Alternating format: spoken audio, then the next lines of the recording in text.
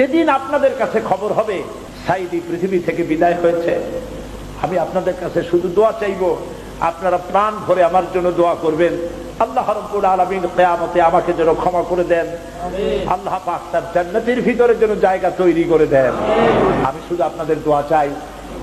আর কিয়ামতে আমি চাই যারা আমাকে ভালোবাসলেন, যারা আমাকে মহব্বত করেন, তাদের সংখ্যা আমি জানি অনেক অনেক অনেক বেশি।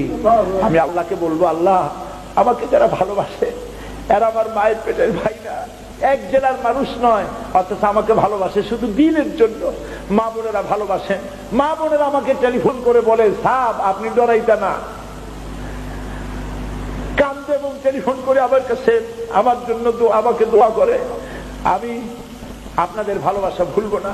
আমি আল্লাহর কাছে বলবো, রব্বুল আলামিন যারা আমাকে দিনের জন্য তোমার জন্য ভালোবাসে, কিয়ামতের দিন আমরা যেন তোমার জান্নাতে এক জায়গায় থাকতে পারি।